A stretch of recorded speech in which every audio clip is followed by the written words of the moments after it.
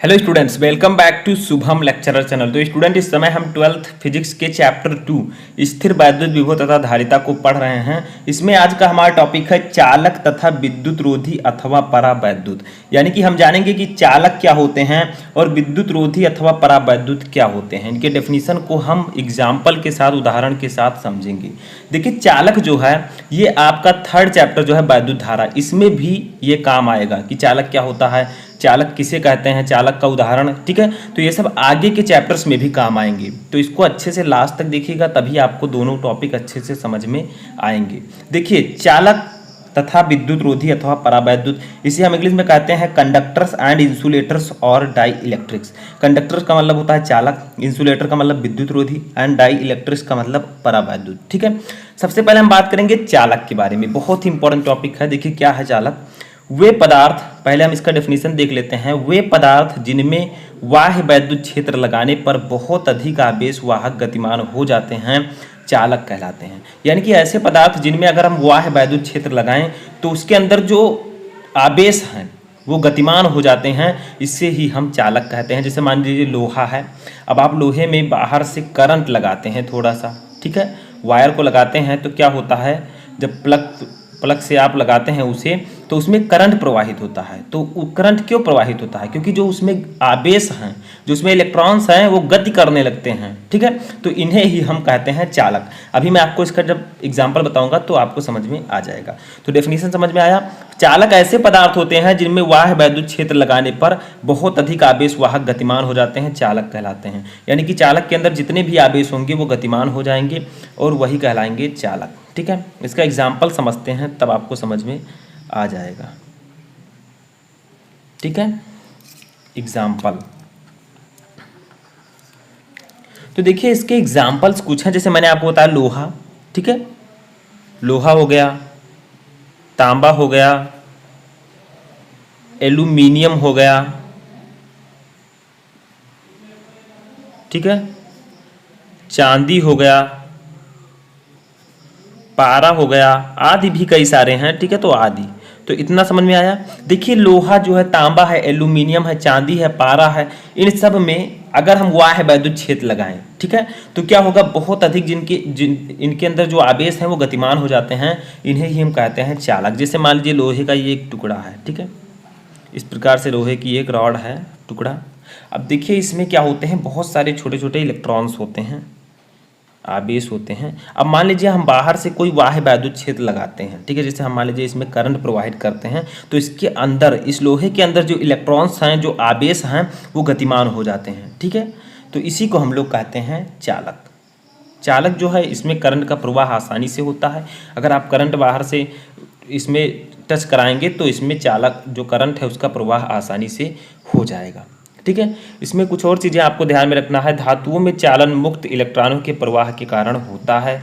यानी कि जो धातु होते हैं उनमें जो चालन होता है, ठीक है, जो इसमें करंट प्रवाहित होता है, जो इसमें होता है, वो होते हैं मुक्त इलेक्ट्रॉन। मुक्त इलेक्ट्रॉन, जैसा कि मैंने आपको बताया, जो ये धातुएं होती हैं, जैसे लोहा है, इसमें जो चालन होगा वो मुक्त इलेक्ट्रॉन के कारण होगा। यानी कि जब इसमें करंट प्रवाहित करते हैं तो इसमें कौन से आवेश होते हैं? मुक्त इलेक्ट्रॉन होते हैं, जो कि गतिमान हो जाते हैं। ठीक है, तो आपको याद रखना है कि धातुओं में चालन जो है वो मुक्त इलेक्ट्रॉनों के प्रवाह के कारण होता है। ठीक है, समझ में आया। धातुओं में धन आयनों की स्थितियां स्थिर रहती हैं, यानी कि जो इसमें धन आयन होते हैं उनकी स्थिति जो है स्थिर रहती है, और धन आयनों के कारण धारा का प्रवाह नहीं होता है। इसमें सिर्फ मुक्त इलेक्ट्रॉनों के कारण ही धारा का प्रवाह होता है। ठीक है, समझ में आया, जो धन आयन है उनके कारण नहीं।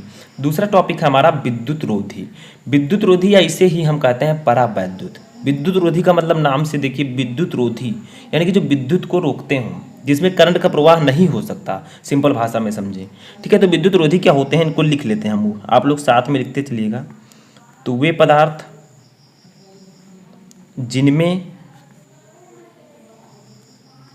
सामान्यतः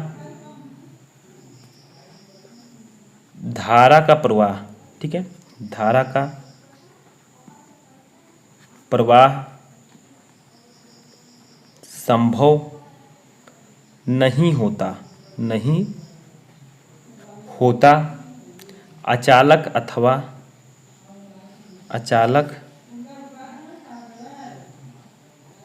अथवा, ये आ छोटा आ है, ठीक है। तो अचालक अथवा क्या कहलाते हैं, विद्युत रोधी कहलाते हैं, ठीक है। विद्युत रोधी कहलाते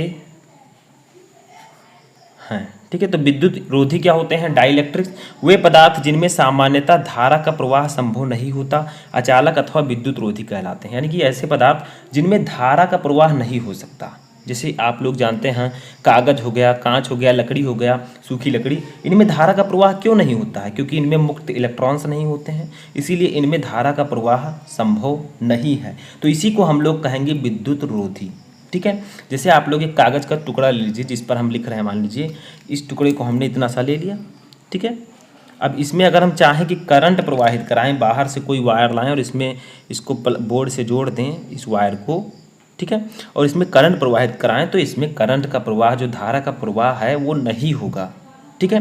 तो इसीलिए कहा जाता है कि जो विद्युत रोधी होते हैं इनमें धारा का प्रवाह संभव नहीं होता है। यानी कि इसमें अगर हम बाह्य वैद्युत क्षेत्र लगाएं तो इनमें धारा प्रवाहित नहीं होगी, ठीक है, इसमें धारा का प्रवाह नहीं होगा। और इसमें क्या होता है, एक पॉइंट और लिख लीजिए, अचालकों में, अचालक का मतलब जिनमें धारा का प्रवाह नहीं होता, ठीक है, अचालकों में मुक्त आवेश वाहक नहीं होते। यानी कि अचालकों में मुक्त आवेश वाहक नहीं होते, यानी कि अचालकों में मुक्त इलेक्ट्रॉन्स नहीं होते हैं, जिनके कारण इनके मध्य धारा का प्रवाह हम नहीं करा सकते, ठीक है। तो अचालकों में मुक्त आवेश नहीं होते, जबकि चालक में मुक्त आवेश होते हैं। जब हम बाहर से करंट प्रवाहित करते हैं तो उसके अंदर करंट आसानी से प्रवाहित होता है, क्योंकि जो मुक्त इलेक्ट्रॉन्स होते हैं वो लगातार गति करते रहते हैं, जबकि विद्युत रोधी में ऐसा नहीं होता है। इसका भी कुछ उदाहरण हम समझ लेते हैं, सब कुछ आपके समझ में आ जाएगा, एग्जाम्पल, ठीक है। तो इसका एग्जाम्पल हम लेते हैं रबड़, रबड़ में भी धारा का प्रवाह नहीं होता, सभी को पता है। कांच, अभ्रक, लकड़ी, इन सब में धारा का प्रवाह संभव नहीं होता। लकड़ी, कागज, शुष्क वायु, ठीक है, शुष्क वायु आदि, इन सब में जो है धारा का प्रवाह संभव नहीं होता, इसमें मुक्त आवेश वाहक नहीं होते हैं। अब यहाँ पर एक पॉइंट और लिखना है, मैंने आपको बताया था परावैद्युत, तो क्या कहा जाता है, अचालकों को ही, अचालक, अचालक कौन होते हैं, जिनमें धारा का प्रवाह संभव नहीं होता, तो अचालकों को ही परावैद्युत कहते हैं, ठीक है। जो आपके अचालक होते हैं उनको ही हम परावैद्युत कहते हैं, ठीक है, डाई इलेक्ट्रिक्स। तो इस टॉपिक को आप लोग अच्छे से समझ गए होंगे कि चालक अथवा तथा विद्युत रोधी अथवा परावैद्युत क्या होते हैं, सब कुछ मैंने आपको बताया, बहुत ही सिंपल है। कैसा लगा आपको ये वीडियो कमेंट बॉक्स में बताएं, और आगे के टॉपिक मैं जल्द लेकर आऊँगा, तब तक आप लोग पीछे के जो मैंने पढ़ा रखे हैं उनको आप लोग तैयार करते रहिए।